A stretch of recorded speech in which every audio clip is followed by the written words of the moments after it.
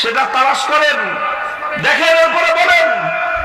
আমি আর কিছু বলতে চাই না, শুধু এতটুকু বলতে চাই, যেই জনপদে এক প্রান্ত থেকে আরেক প্রান্ত পর্যন্ত লাশে গন্ধে ভরে গেছে গোটা দেশ, যেই জনপদের হাজার হাজার মানুষ পঙ্গুত্ব বরণ করে হাসপাতালের বিছানায় গুনে কাতরাচ্ছিল, যেই জনপদের মানুষ ঘরে পর্যন্ত মায়ের কোলে বাবার কোলে সন্তান গুলিবিদ্ধ হয়ে শহীদ হচ্ছিল, যেই জনপদের মানুষ নিজের ঘরের মধ্যে নিরাপদে বসবাস করতে পারছিল, যেই জনপদের মানুষ এভাবে গোটা দেশের মানুষ যখন রক্তের স্রোতে ভাসছিল, সেই জনপদের শাসক তখন এই আয়েশি খাবার খাওয়ার আয়োজন করতে পারে।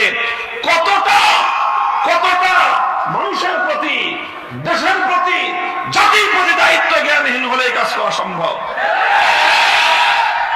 মুহতারাম হাজিরিন, বলতে চাই, শিক্ষা গ্রহণ করা, আপনাদেরকে যে সবক দেওয়ার কথা বলতে চাই, আমরা নিজেরা যে সবক হাসিল করা উচিত বলে আমি আমাদেরকে আমি সম্বোধন করছি, সেটা হলো এই যে পরিবেশ পরিস্থিতি সবসময় অনুকূল থাকে না। আল্লাহর নবীর 63 বছরের জিন্দেগি সবসময় নিজের অনুকূল থাকে নাই। বদরের যুদ্ধে পরিবেশ অনুকূল ছিল, উহুদের যুদ্ধে পরিবেশ উল্টে গেছে, খন্দকের যুদ্ধে পরিবেশ উল্টে গিয়েছে, আবার খায়বারের জিহাদে মুসলমানদের অনুকূল চলে আসছে। পরিবেশ কখনো ওয়াতিলকাল আইয়ামু নুদাবিলুহা বাইনান নাস, আল্লাহ পাক কখনো বাতাস এদিকে প্রবাহিত করবেন তোমার অনুকূলে, কখনো বাতাস প্রবাহিত হবে তোমার প্রতিকূলে। আমাদের জন্য শিক্ষা হবে, আল্লাহ না করুন, আল্লাহর দ্বীনের জন্য যে কোনো কঠিন পরিস্থিতিতে, যে কোনো প্রতিকূল পরিবেশে, যে কোনো প্রতাপশালী, যে কোনো শাসকের মুখে, যে কোনো অত্যাচারী জালিমের বুলেটের বুকের সামনে, যে কোনো অন্যায়কারী, যে কোনো খোদাদ্রোহী শক্তি তাগুতের মোকাবেলায় সিনা টান করে আবু সাঈদের মতো দাঁড়িয়ে থাকতে হবে।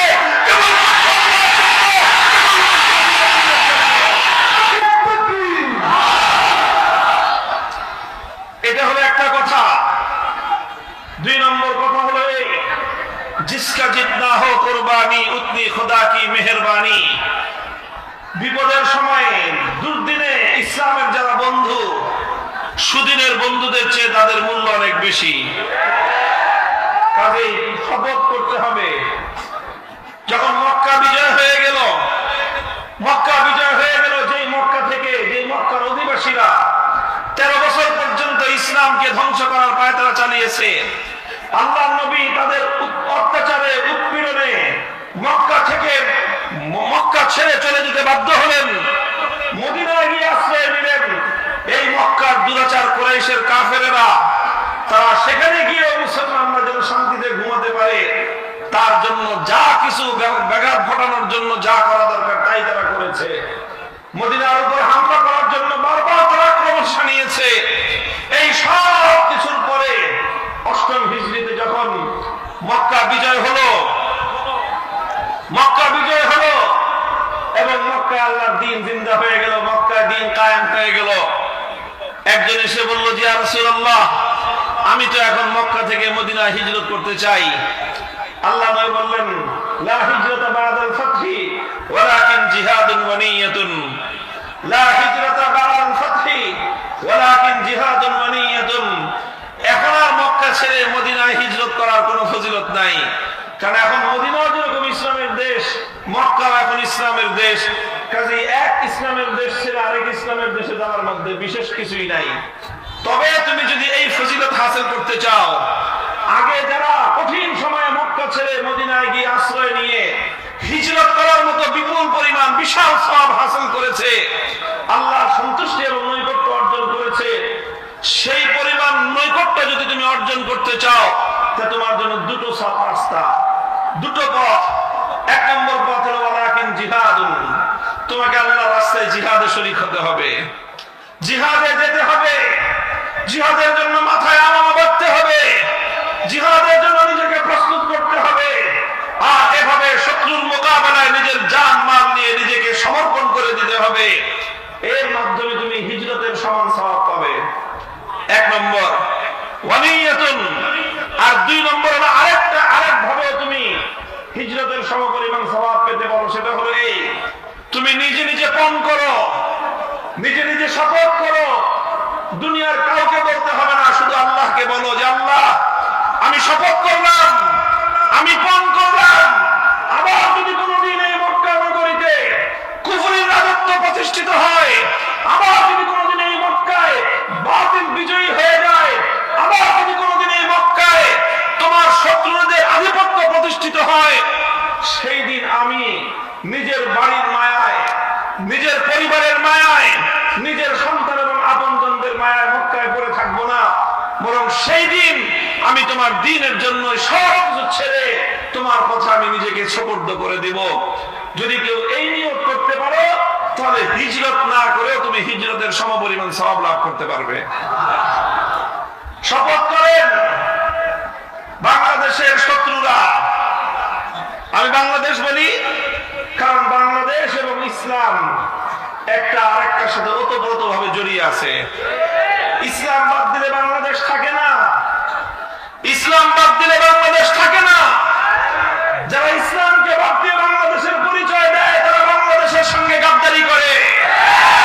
হাজার বছরের ইতিহাস, এই বাংলাদেশ এমনি তৈরি হয় নাই। 200 বছর পর্যন্ত ব্রিটিশদের বিরুদ্ধে আজাদির সংগ্রাম করতে হয়েছে এই দেশটা অর্জন করতে গিয়ে। ব্রিটিশ বিতাড়িত হওয়ার আগেই আবার আরেকটা সংগ্রাম করতে হয়েছে, লড়াই করতে হয়েছে, জীবন দিতে হয়েছে এই জনপদের মানুষকে। সেটা ছিল পশ্চিমবঙ্গের রবীন্দ্রনাথ ঠাকুর মাকুরদের, এই দাদা বাবুদের আধিপত্যের বিরুদ্ধে লড়াই করতে হয়েছে। রবীন্দ্রনাথ আজকে বাংলাদেশের অনেক এক শ্রেণীর মানুষের কাছে একটা দেবতা তুল্য হয়ে গেছে, অথচ বিগত 100 বছর, বিগত 19 শতকে, 18 শতকে সে একজন চরম সাম্প্রদায়িক মুসলিম বিদ্বেষী ব্যক্তি ছিল। কবিতা ভালো লিখছে ভিন্ন কথা, তার সাহিত্য উচ্চাঙ্গে সেটা ভিন্ন কথা, কিন্তু যদি আমি তাকে মানবিক দৃষ্টিকোণ থেকে যখন আমি দেখি, রবীন্দ্রনাথকে একজন সাম্প্রদায়িক, একজন উগ্র হিন্দু ছাড়া আমি আর কিছুই বলতে পারি না। তারা এই মুসলমানরা যেন, তখন বঙ্গ 2 ভাগ ছিল, পশ্চিমবঙ্গ আর পূর্ববঙ্গ। আমরা ছিলাম পূর্ববঙ্গে, পূর্ববঙ্গে ছিল মুসলিম অধ্যুষিত, পশ্চিমবঙ্গ ছিল বেশিরভাগ হিন্দু অধ্যুষিত। আর এরকম বছরের পর বছর ধরে পশ্চিমবঙ্গের লোকেরা তারা খবরদারি করত, নেতাগিরি করত, সব তারা করত, আর এই পূর্ববঙ্গের মুসলমানরা ছিল অবহেলিত। যখন পূর্ববঙ্গের মুসলমানরা মাথা তুলে দাঁড়ানোর চেষ্টা করেছিল, এই পূর্ববঙ্গের নবাব স্যার সলিমুল্লাহ, নবাব পরিবার যারা আলেম ওলামাদের সাথে সম্পর্ক রাখত, নবাব সলিমুল্লাহ সেই যুগে আমাদের এই গোটা কওমি অঙ্গনের ছেলে তার মুজাদ্দিদ মিল্লাত হাকিমুল উম্মাত শাহ আশরাফ আলী থানভী রাহমাতুল্লাহ আলাইহি, ওনাকে তিনি এই অঞ্চলে এনেছিলেন, এই নবাব স্যার সলিমুল্লাহ সাহেব। ওনারা এই সমস্ত নবাব, মুসলমান নবাবেরা এবং এদেশের মুসলমানরা তারা চাইল যে পশ্চিমবঙ্গের দাদা বাবুদের করতলগত আমরা থাকবো না, আমরা আমাদের এই অঞ্চলের মানুষের জীবন মানের উন্নয়ন ঘটাবো। এদেশের মুসলমানরা স্বতন্ত্র জাতিসত্তা নিয়ে, নিজস্ব পরিচয় নিয়ে তারা মাথা তুলে দাঁড়াবে। এই চেষ্টা যখন এই পূর্ববঙ্গের মুসলমানরা করলো, পশ্চিমবঙ্গের রবীন্দ্রনাথ ঠাকুরদের নেতৃত্বে হিন্দুরা তখন বঙ্গভঙ্গ রদ নামে তারা সহিংস আন্দোলন করেছিল। কি আন্দোলন? শব্দটা মুখস্থ করে রাখবেন। আমরা যখন আন্দোলন করি তখন আমাদেরকে জঙ্গিবাদী বলো, অথচ এই রবীন্দ্রনাথ ঠাকুর এবং তার সহকর্মীরা, তাদের আন্দোলনের নামই ছিল সহিংস আন্দোলন, মানে জঙ্গিবাদী আন্দোলন।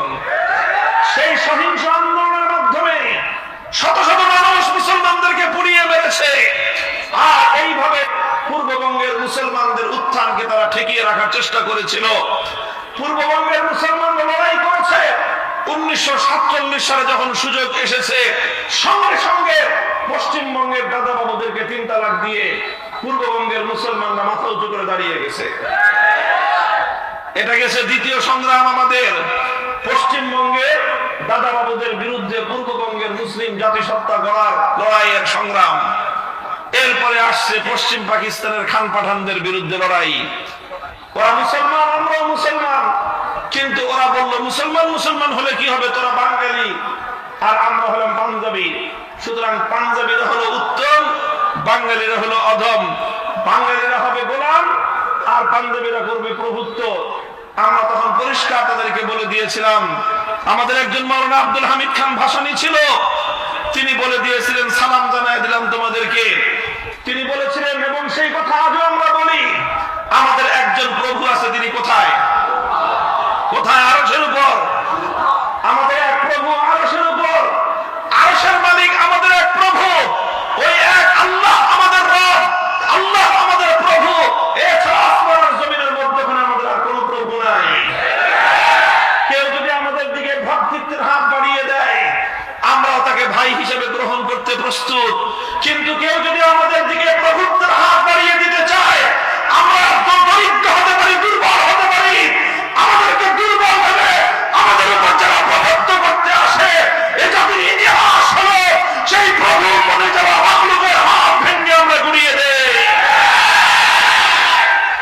সেই ইতিহাস আলহামদুলিল্লাহ 2024 সালে বাংলাদেশের বাচ্চা বাচ্চা ছেলেরা দেখিয়ে দিয়েছে। আবার এদেশে তোমরা প্রভুত্ব স্থাপন করতে চেয়েছিলা, তোমরা তোমাদের প্রভুত্ব বাস্তবায়ন করতে চেয়েছিলে, এদেশে 4 কোটি ছাত্র জনতাকে তোমরা অপমান করেছিলে। তোমাদের গুটি কয়েক এই অভিজাত পরিবারের সন্তানদেরকে বাদ দিয়ে গোটা বাংলাদেশের খেটে খাওয়া মেহনতি শ্রমিক মজদুরদের সন্তানদেরকে, স্কুল কলেজ মাদ্রাসা ইউনিভার্সিটির সন্তানদেরকে তোমরা তুচ্ছ তাচ্ছিন্ন করেছিলে, রাজাকারের বাচ্চা বলে গালি দিয়ে গোটা বাংলাদেশকে তোমরা অপমান করেছিলে। মনে রাখবেন, এই শিক্ষাটা আমাদের এখান থেকে। আমাদের দিকে যদি কেউ বন্ধুত্বের হাত বাড়ায়, ভ্রাতৃত্বের হাত বাড়ায়, আমরা তাদেরকে ভ্রাতৃত্বের আদরে, ভ্রাতৃত্বের আলিঙ্গনে আমরা তাদেরকে আবদ্ধ করে নেই। যারা বলবে আমরা তোমাদের ভাই, আমরাও বলবো তোমরা আমাদের ভাই। কিন্তু কেউ যদি আমাদেরকে বলতে চায় তোমরা আমাদের গোলাম, আমরা তোমাদের প্রভু, আমরা পরিষ্কার করে দেই, রব একজনকেই মেনেছি, একজনকেই মানব। সেই রব ছাড়া যে কেউ আমাদের উপর প্রভুত্ব করতে আসবে, আমরা সেই মাখলুক প্রভুত্বের ফলনে আমাদেরকে হাত ভেঙে গুড়িয়ে দিতে আমাদের এতটুকু বুক থাকবে না।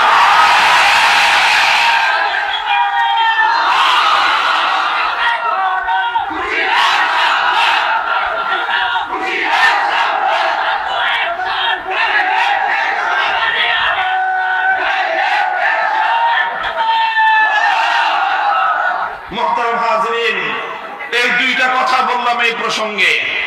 সর্বশেষ কথা আমার, ওয়ালা সালাসাতিল্লাযীনা খুল্লিফু হাত্তা ইযা দাকাত আলাইহিমুল আরযু বিমা রাহুবাত ওয়া দাকাত আলাইহিম আনফুসুহুম ওয়া যান্নু আল্লা মালজাআ মিনাল্লাহি ইল্লা ইলাইহি সুম্মা তাবা আলাইহিম লিয়াতুবু ইন্নাল্লাহা হুয়াত তাওয়াবুর রহিম। এই জিহাদের মধ্যে কিছু মুনাফিকরা বাটপারি করেছিল। মুনাফিকরা তারা যুদ্ধে যায় নাই, জিহাদে যায় নাই, ধোঁকাবাজি করেছে, প্রতারণা করেছে, ছলচাতুরির আশ্রয় নিয়েছে।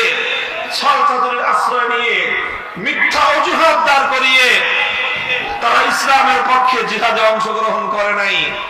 অর্থাৎ তারা শুধু ইসলামের নামে মধু খাবে, কিন্তু ইসলামের নামে রক্ত দিবে না।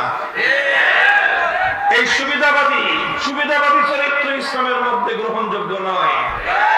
শুধু ইসলামের নামে হালুয়া খাইবা আর ইসলামের জন্য রক্ত দেওয়ার প্রশ্ন আসলে তুমি বলবো তুমি যাও, আমি নাই।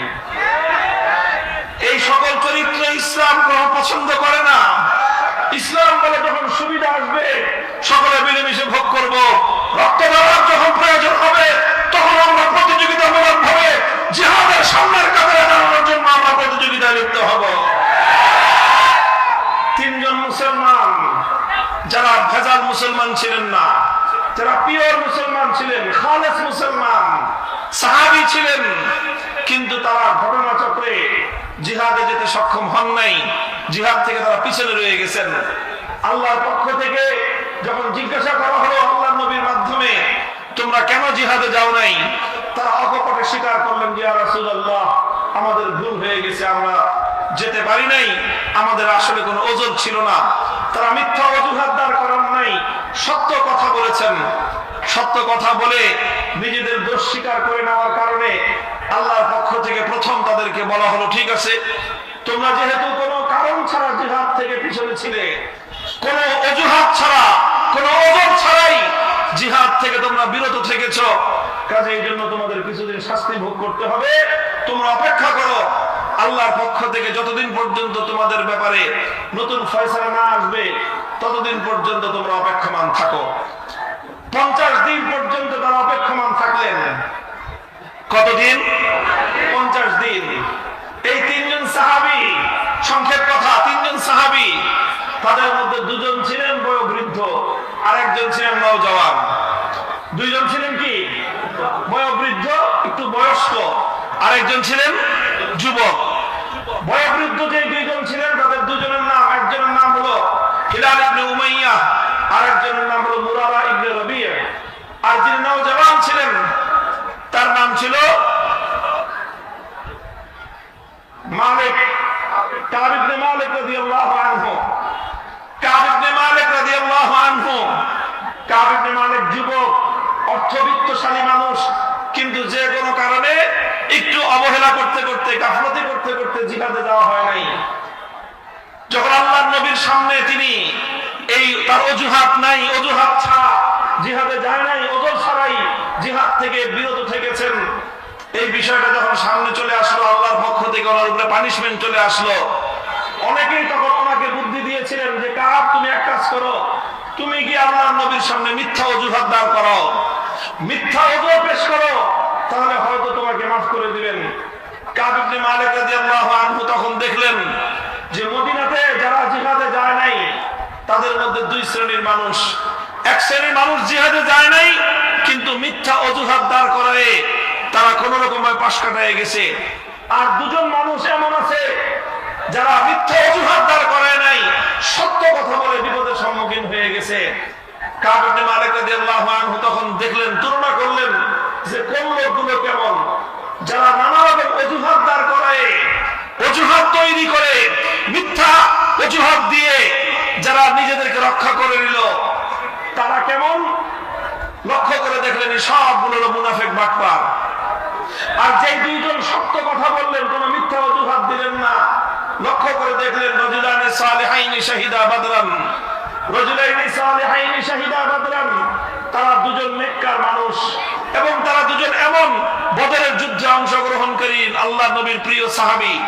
তখন কাব ইবনে মালিক রাদিয়াল্লাহু আনহু একটা সিদ্ধান্ত নিয়েছিলেন, যা করে আল্লাহ, এই 2 হুজুরের সাথে আমি আছি, এবার যা হয় আল্লাহ ভালো পরিণাম করবেন, আমি বাটপারদের সাথে থাকবো না। খেয়াল করে বুঝবেন, আপনি যখন কোনো দ্বিধায় পড়ে যাবেন, কোন দ্বিধাদ্বন্দ্বে পড়ে যাবেন, তখন কিভাবে সিদ্ধান্ত নেবেন।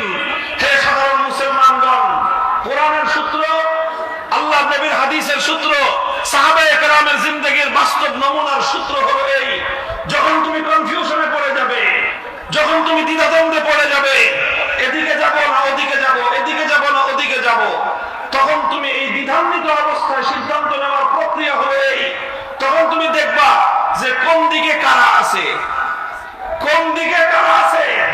তুমি যখন তাকায় দেখবা, একদিকে মুহিবুল্লাহ বাবুনগরী, একদিকে আল্লামা জুনায়েদ বাবুনগরী, তুমি যখন তাকায় দেখবা একদিকে আল্লামা নূর হোসেন কাসেমী, তুমি যখন তাকায় দেখবা একদিকে এরকম হক্কানি উলামায়ে কেরাম, আর অপরদিকে তাকায় দেখবা সব বাটপাড়ার সিটার, তখন তুমি চোখটা বন্ধ করে বাটপারদের দল ত্যাগ করে, ধোঁকাবাজদের দল ত্যাগ করে আল্লাহ ওয়া নেককারদের সঙ্গে থাকবা, তোমার পরিণাম ভালো হবে। মুহতারাম হাজিরিন, আপনারা দেখছেন আপনাদের এই ভাই মামুনুল হককে, আলহামদুলিল্লাহ, আমি আমার এই কঠিন সময়ে এই সূত্রের উপর আমল করে আমি আজকে তার ফলাফল দেখতেছি নিজের চোখে। যখন আমার উপর কঠিন বিপদ আসলো, ভয়াবহ এক বিপদ, গোটা রাষ্ট্রযন্ত্র তার সমস্ত শক্তি নিয়ে, পুলিশ, র্যাব, বিজিবি, আর্মি এবং তাদের সমস্ত গোয়েন্দা সংস্থাগুলো, ডিজিএফআই, এনএসআই, এসবি, সব গোয়েন্দা সংস্থা, সবাই মিলে গোটা রাষ্ট্রযন্ত্র, সংসদে স্বয়ং সেই প্রধানমন্ত্রী দাঁড়ায় আমার বিরুদ্ধে বিষোদ্গার করে গোটা রাষ্ট্রযন্ত্র নিয়ে আমার বিরুদ্ধে ঝাঁপায় পড়লো। পরিস্থিতি অত্যন্ত ভয়াবহ। আমার আপনজনরা পর্যন্ত তখন তাদের খাতার মধ্যে কোথায় কায় কোথায় মামুনুল হক লেখা আছে সব কেটে ফেলে দেয়। সব কারণ মামুনুল হক নাম পাইলেই হলো, আর কোনো অপরাধ লাগবে না। তোমার খাতার মধ্যে মামুনুল হক নাম লেখা পাওয়া গেছে, তুমি বড় অপরাধী। এইভাবে যেখানে যেখানে আমার সাথে সংশ্লিষ্টতা যার ছিল, যার সংশ্লিষ্টতা পেয়েছে, এক মাদ্রাসা আমি পড়াতাম, আমার বাবার প্রতিষ্ঠিত মাদ্রাসা, সেই মাদ্রাসাটা কেড়ে নিল সরকার। আরেকটা মাদ্রাসা করেছিলাম সেই আপনার কেরানীগঞ্জে, আপনারা শুনেছেন বাবরি মসজিদ কমপ্লেক্স নামে, সেই মাদ্রাসায় পুলিশ হানা দিয়েছে। হানা দিয়ে সেখানকার ছাত্র শিক্ষক যা পেয়েছে সব ধরে নিয়ে মাদ্রাসাটাকে সিলগালা করে দিয়েছে। যেখানে আমার নাম পেয়েছে, আমার বাসা, আমার পরিবারের উপর পুলিশ গিয়ে হাইনার মতো হামলে করেছে, সব তছনছ করে দিয়েছে। এই পরিস্থিতিতে কি করতে পারি, এটা ছিল আমার সামনে অত্যন্ত কঠিন এক প্রশ্ন। একটা কঠিন ভয়াবহ এক বিপদের সম্মুখীন আমি হয়েছিলাম। কিছুটা নমনীয় হয়ে তাদের সঙ্গে তালে তাল মিলে কোনোভাবে নিজেকে সেভ করে নিব না কি করব, এই ধরনের পরিস্থিতি যখন আমি পড়লাম, তখন দেখলাম যে তিনজনের ব্যাপারে ঠিক একই রকম কঠিন কর্মপন্থা সরকারিভাবে গ্রহণ করা হয়েছে। কয়জন?